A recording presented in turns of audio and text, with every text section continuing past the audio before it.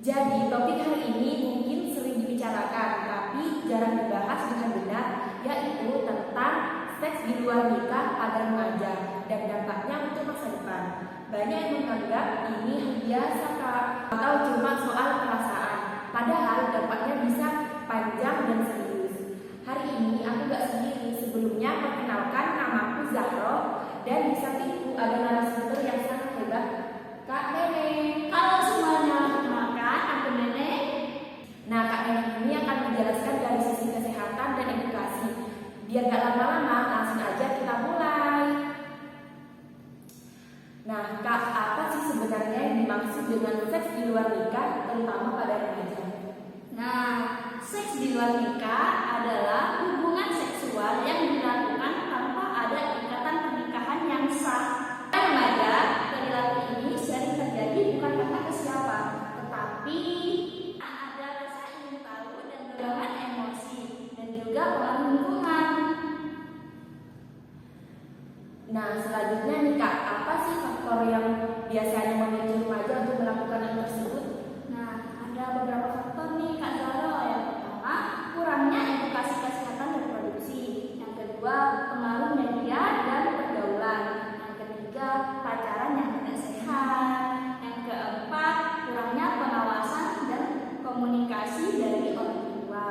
Yang kelima, tekanan dari pasangan atau lingkungan. Remaja sering belum siap secara fisik, mental, dan sosial, tapi sudah dihadapkan pada situasi yang beresiko. Oke Kak, kalau dari sisi kesehatan, apa sih bahaya utama dari seks di luar nikah nih pada remaja? Nah, bahaya yang paling sering terjadi adalah kehamilan yang tidak diinginkan.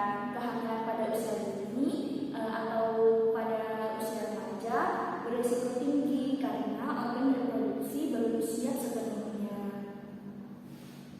Selain kehamilan nih Kak, ada resiko lain mungkin? Tentu saja, remaja juga berisiko terkena infeksi menular seksual seperti HIV atau AIDS, sifilis, gonorrea, dan chlamydia. Infeksi ini bisa juga tidak bergejala di awal, tetapi berdampak jangka panjang pada kesehatan reproduksi. Kalau selanjutnya Kak, infeksi yang terjadi dan dampaknya untuk masa depan ini kan penting nih untuk remaja ya. Boleh dijelaskan? Biasanya menyebabkan gangguan kesuburan, nyeri kronis, dan bahkan komplikasi saat menikah atau hamil nanti. Selain fisik nih, bagaimana dampaknya secara mental dan sosial bagi remaja?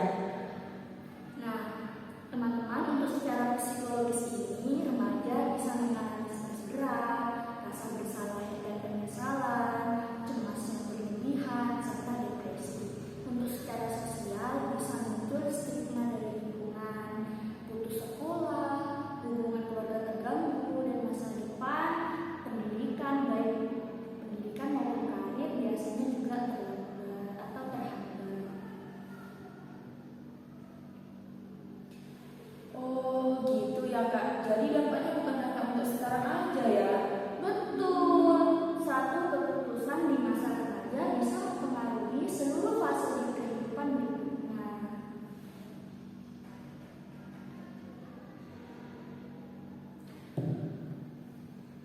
Oke Kak, di zaman sekarang nih banyak remaja yang bilang kok cuma pacaran sih, gimana cara pacaran yang sehat? Pacaran yang sehat itu yang pertama saling menghargai, yang kedua tidak memaksa, yang ketiga ada batasan fisik dan emosional, yang keempat yaitu fokus pada masa depan, bukan nafsu yang sesaat. Nah kalau sudah terlanjur tertekan oleh pasangan gimana Kak? Remaja harus berani berkata tidak. Menolak bukan berarti tidak sayang, tapi bentuk jaga diri. Apa sih Kak alternatif yang bisa dilakukan remaja untuk menjaga diri?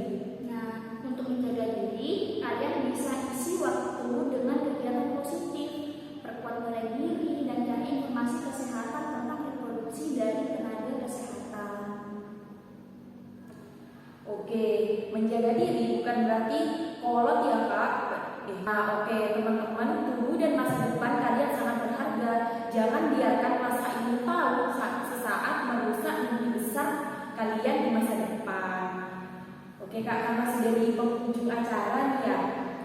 Semoga apa yang disampaikan jadi lebih bermanfaat. Nah, dari awal sampai akhir ya Kak, sudah dijelaskan. Apa sih kesimpulan dari semua itu Kak?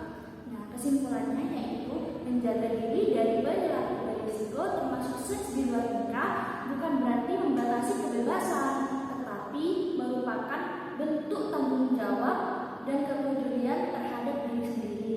Dengan pengetahuan yang benar, sikap yang bijak, serta dukungan lingkungan yang positif, remaja dapat tumbuh menjadi generasi yang sehat, berdaya, dan siap meraih masa depan.